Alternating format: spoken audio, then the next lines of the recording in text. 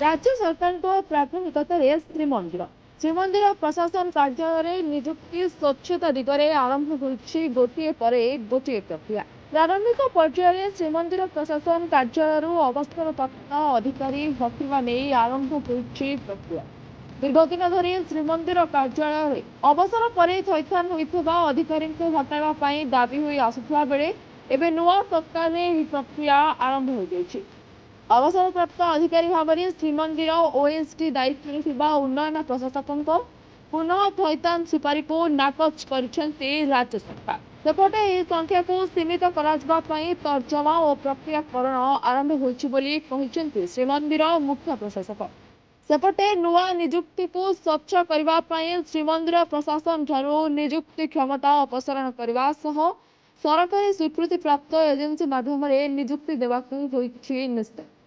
श्रीमंदिर प्रशासन कार्यालय हटिबे अवसरप्राप्त अधिकारी। अवसरप्राप्त अधिकारी पुनः थैथान को राज्य सरकार ना। श्रीमंदिर कार्यालय ओएसडी दायित्व अधिकारी पुनः थैथान सुपारिश को नाकच कर जोर धरी चर्चा। दीर्घदिन धरी श्रीमंदिर कार्यालय निजुक्ति को नहीं रही असंतोष। श्रीमंदिर कार्यालय 60 ऊर्ध्व बयस तथा अवसरप्राप्त अधिकारी संख्या खूब अधिक। दीर्घ दिन धरी श्रीमंदिर प्रशासन कार्यालय अवसरप्राप्तों थैथान केन्द्र पलटि अभियोग। नुआ निजुक्ति बदल में अवसरप्राप्त कर्मचारी को ओएसडी पाह्यारे दि स्वतंत्र निजुक्ति। राजस्व विभाग, एस्टाब्लिशमेंट, लैंड अकाउंट, साधारण प्रशासन आदि विभाग में मिसाई प्राय 20 रु ऊर्ध्व अधिकारी एवं श्रीमंदिर प्रशासन में अवसर पर भी काम कर जहाँफल अनेक दिन धरी निजुक्ति सुजोग न पाई उच्च शिक्षित पिलामाने निराश होती।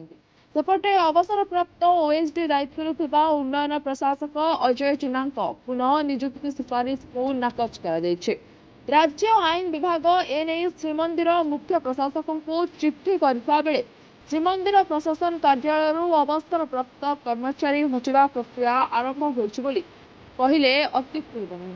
सेपटे श्रीमंदिर उपमुख्य प्रशासक कहते श्रीमंदिर परिचालना कमिटी बैठक में एने निष्पत्ति होता बेले किभली सीमित कर आरंभ हो तर्जमा और प्रक्रिया।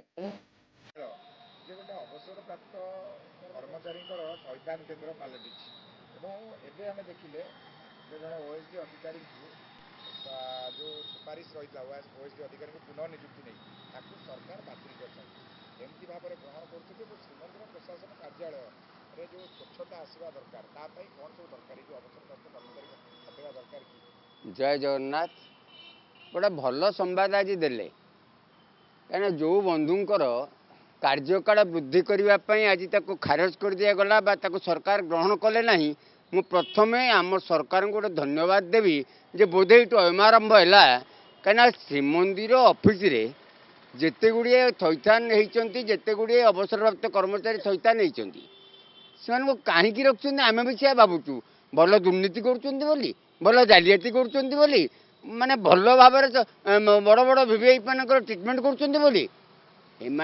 प्रकृत चोर जो माने श्रीमंदिर कार्यालय को दुर्नीतिग्रस्त करदे जालियाती भरपूर करदे।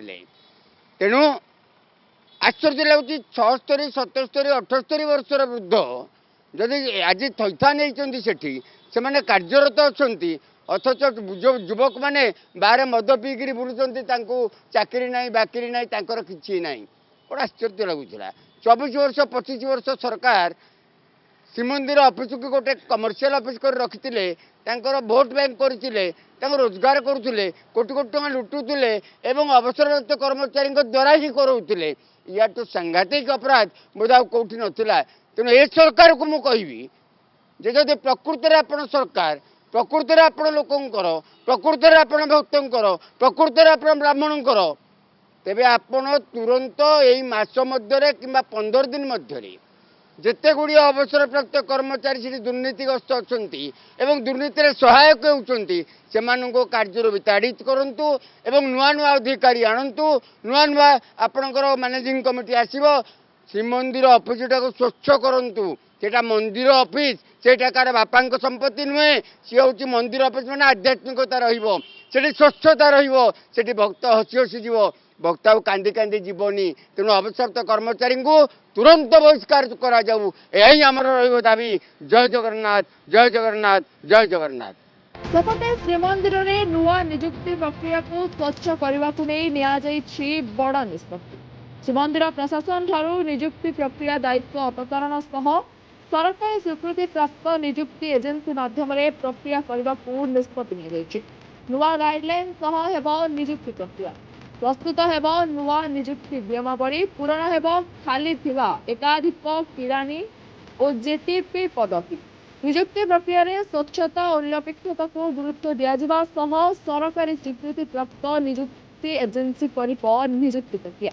ଓଡ଼ିଶା ଷ୍ଟାଫ୍ ସିଲେକ୍ସନ କମିଶନ ଅଥବା ଓଡ଼ିଶା ସବ୍ ଅର୍ଡିନେଟ୍ ଷ୍ଟାଫ୍ ସିଲେକ୍ସନ କମିଶନ ମାଧ୍ୟମରେ ହେବ ନିଯୁକ୍ତି। ପୂର୍ବର ଶ୍ରୀମନ୍ଦିର ପ୍ରଶାସନ ହାତରେ ଥିଲା ନିଯୁକ୍ତି ଦାୟିତ୍ୱ ଥିବାବେଳେ ଏବେ ସରକାରୀ ସ୍ୱୀକୃତିପ୍ରାପ୍ତ ଏଜେନ୍ସି ନିଯୁକ୍ତି ପ୍ରକ୍ରିୟା କରିବେ। ଖୁବ୍ ଶୀଘ୍ର ସରକାରଙ୍କ ମୋହର ବାଜିବା ପରେ ଖାଲିଥିବା ପଦବୀ ପୂରଣ ହେବ। ଏନେଇ ସୂଚନା ରଖିଛନ୍ତି ମୁଖ୍ୟ ପ୍ରଶାସକ। जिलापाल प्रस्ताव आनी आम डेप्यूटी चीफ एडमिनिस्ट्रेटर हिसाब से आमर जो सैंक्शन पोस्ट अच्छी राज्य सरकार आमको कि अधिका सैंक्शन पोस्ट स्टाफ बा क्लरिकाल स्टाफ बा जेटीपी देइछंती तार एपर्यंत रिक्रुटमेंट हो पारि ना।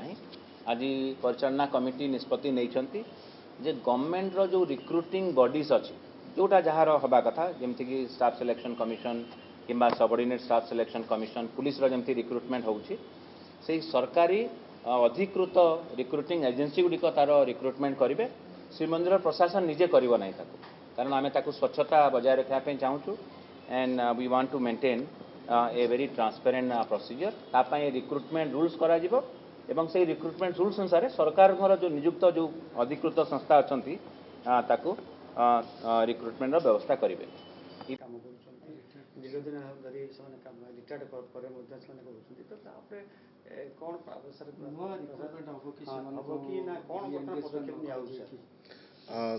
आमर मंदिर प्रशासन रे तो डेफिनेटली जेहेतु किछि जिनस आमर किछि जिनस अच्छी जमती कि आमर नीति क्रांति ताऊपर जी स्पेशलाइज करा जाए किछि लोकों को भी तादरे रखा जाए तत्सहित जोठे भी आमर वैकेंसीज अच्छी जोटे कि अनअवेलेबल रोज रखा जाए ताऊपर भी आमर तर्जमा चली कि आमर केमिति जो ओएसडी कि रिटायरमेंट पर लोक संख्या सेटा जोठे कि माने अनअवेलेबल से ही रही ताऊपर भी वर्तमान इंटरनल आमर तर्जमा चलती यथाशीघ्र निष्कर्ष बाहर की आम लिमिट करवा तत्सहित आमर जहाँ वेकेंट पोस्ट गुड़ा भी अच्छी ताऊपर भी आमर मैनेजमेंट कमिटी आलोचना होता एवं एक एप्रोप्रिएट सरकार आमर रिक्रुटिंग संस्था ता द्वारा रिक्रुटमेंट करा जाऊ बोली आमर ऑलरेडी मैनेजमेंट कमिटी निष्पत्ति है आम लॉ डिपार्टमेंट को मध्य सेटा पठेचु for further action. Vacancy question तो आप एस्टाब्लिशमेंट कहींपारे बट जहाँ भी आम वैकेंसी हो क्लरिकल लेवल कहतु मंदिर में जेटीपी कहतु समस्त वैकेंसी गोटे एप्रोप्रिएट संस्था द्वारा आम गवर्नमेंट एप्रोप्रिएट संस्था द्वारा करा जाऊ बोली से निष्पत्ति करके आम सरकार को फर्दर एक्शन एवं अनुमोदन आम पठेचु। पुरी कैमरा पर्सन विश्वनाथ संजय महापात्र का रिपोर्ट टुडे।